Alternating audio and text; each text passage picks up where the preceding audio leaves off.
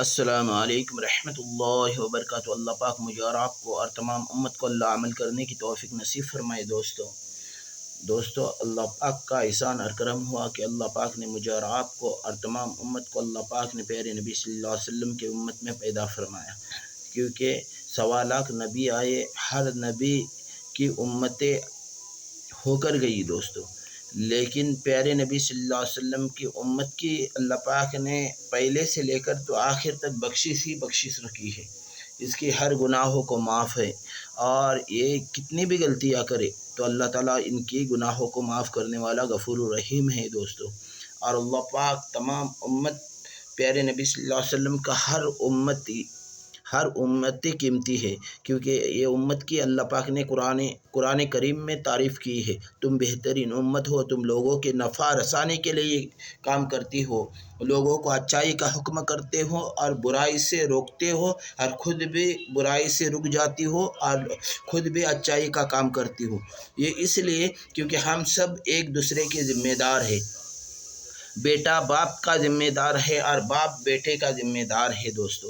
ہاں، اللہ پاک ہر ایک سے اس کے رعیت کے اس کے گھر کے بارے میں پوچھیں گے دوستو۔ گھر میں جتنے افراد ہیں اس کے ہر ایک، جیسے دیکھو دوستو، مثلاً کیا ہے کہ کھانا بنا رہے ہیں، یعنی ہماری گھر والی یا ہماری بیٹی یا ہماری بہن یا ہماری ماں کھانا بنا رہی، تو کھانے میں کچھ کمی ہے، نمک کم ہے، تو ہم اپنے امی کو، اپنے بہن کو، اپنے ماں کو، اپنے بہن کو، اپنے بیٹی کو اور اپنے بیوی کو بولتے ہیں کہ نہیں کہ بابا تو نے ذرا سالن میں نمک کم ڈالی ہے، یا نمک زیادہ ہوا ہے، یا سالن تیز ہوا ہے، سالن میں چٹنی زیادہ ہوئی ہے، تیز کری ہے سالن، یا کوئی چیز میں کمی ہے تو ہم اس کی کمیاں کو نکالتے ہیں۔ ہاں، اس کے کمیاں کو روکتے ہیں، دیکھ یہ نہیں، ایسا نہیں پکانا، ایسا ہے بابا، ایسا نہیں بولنا، ایسا بولنا ہے۔ تو ہم ہر چیز کے بارے میں اس کو روکتے ہیں، ہر چیز میں ہم اس کو سمجھاتے ہیں، لیکن ہم نے کبھی یہ سوچا ہے کہ اللہ پاک ہم سے ہم سے کیا بول رہے ہیں؟ اللہ پاک کا کہنا کیا ہے؟ ہم نے یہ سوچے ہے کیا؟ کیونکہ دنیا کی زندگی ایک نہ ایک دن ہمیں چھوڑ کر جانا ہے، اور ایک دوسرے سے ہمیں جدا ہونا ہے۔ اس لیے کیا ہے معلوم ہے کہ ہم ایک دوسرے کے رعیت کے بارے میں اللہ پوچھنے والے ہیں۔ بیٹی باپ سے پوچھیں گی اور باپ بیٹی سے پوچھیں گی، کیونکہ باپ اپنے بیٹی کی تربیت کرنے ہونا، دیکھ نماز پڑھ، عبادت کر، اللہ کا ذکر کر، اللہ کے احکام کو پورا کرنا ہے، پیارے نبی صلی اللہ علیہ وسلم کے طریقوں کو پورا کرنا ہے۔ بیٹی اگر دیندار ہے تو باپ کو سمجھانا ہے، باپ اگر دیندار ہے تو بیٹی کو سمجھانا ہے۔ ہر ایک کو اس کی رعیت کے بارے میں پوچھا جائے گا، اس کے ہر ایک، یعنی ایک دوست دوسرے دوست سے پوچھا جائے گا دوستو۔ اس لیے ہمیں کیا کرنا ہے کہ سبوں کو دعوت دینا ہے۔ ہم ایک دوسرے کے ذمہ دار ہیں دوستو، ہم ایک دوسرے کے ذمہ دار ہیں۔ ہم اگر نماز پڑھنے جا رہے ہیں تو ہم اپنے سمجھو رستے پر دوست ملا ہے تو سلام کرنا ہے، چل بھائی نماز کو چل، اللہ کے گھر میں چل، اللہ سے نماز پڑھ، عبادت کر، اللہ سے مانگ، کیونکہ وہی دینے والا ہے، سارے ضرورتوں کو اللہ ہی پورا کرنے والے ہیں۔ تو ہم ایک دوسرے کو سمجھاتے ہیں، ہر ایک دوسرے کو ہم سمجھاتے ہیں۔ اسی طرح بیٹی باپ کی ذمہ داری ہے، اور بیٹا اپنے باپ کا ذمہ دار ہے، یعنی ہر ایک سے ایک بولتے ہیں نا، ایک عورت 4 مردوں کو جہنم میں لے جانے کا سبب بنیں گے۔ وہ کب بنیں گی؟ جب اس نے اس کو دعوت نہیں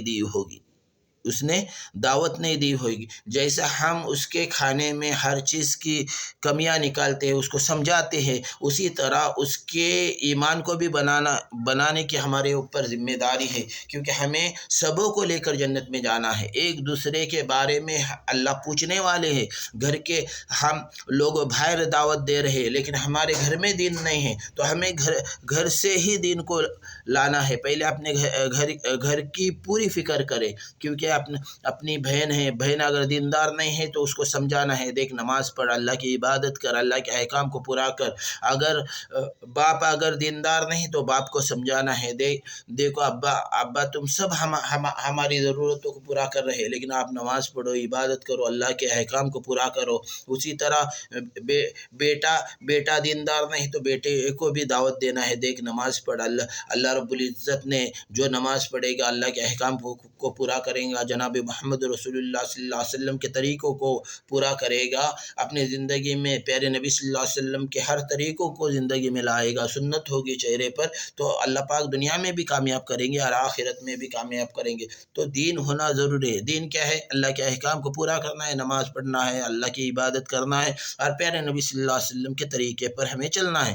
اس لیے ایک عورت 4 مردوں کو جہنم میں لے جانے کا سبب کب بنے گی؟ جب ہم ان کے بارے میں نہیں سوچیں گے، صرف بابا بیوی کھانا بنانے کے لیے ہے، بہن کھانا بنانے کے لیے ہے، ماں کھانا بنانے کے لیے ہے، بیٹی کھانا بنانے کے لیے ہے، ایسا نہیں ہے۔ ہمیں جیسا وہ پکانا کر کھلا رہی ہے اسی طرح اس کی آخرت کی بھی ذمہ داری ہمارے اوپر ہے۔ اس لیے ایک دوسرے کو دعوت دینا ہے، دیکھ بیٹا نماز پڑھ، دیکھ بیٹی نماز پڑھ، بہن کو بھی بولنا ہے نماز پڑھ، عبادت کر، دیکھ تیرا پکانا ہوا، کھانا ہونے کے بعد تو نماز پڑھ، اللہ کے احکام کو پورا کر۔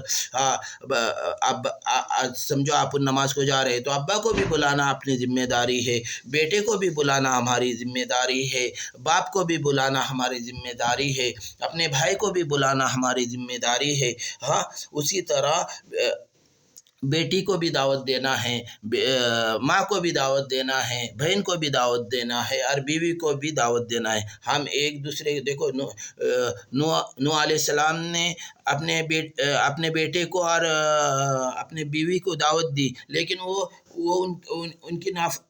ان کا نہ مانی، ان کے باتوں کا انکار کیے، اللہ کے احکام کو انکار کیے، پھر حضرت نوح علیہ السلام کے باتوں کو انکار کیے، کیا ہوا عاشر؟ اسی طرح لوط علیہ السلام کی بیوی بھی کیا ہے معلوم ہے، جو ہمیں کام کیا کرنا ہے، ہمیں دعوت دینا ہے، نہیں مانے تو اس کی ذمہ داری ہے، ہم اپنے حق سے ادا ہو جائے۔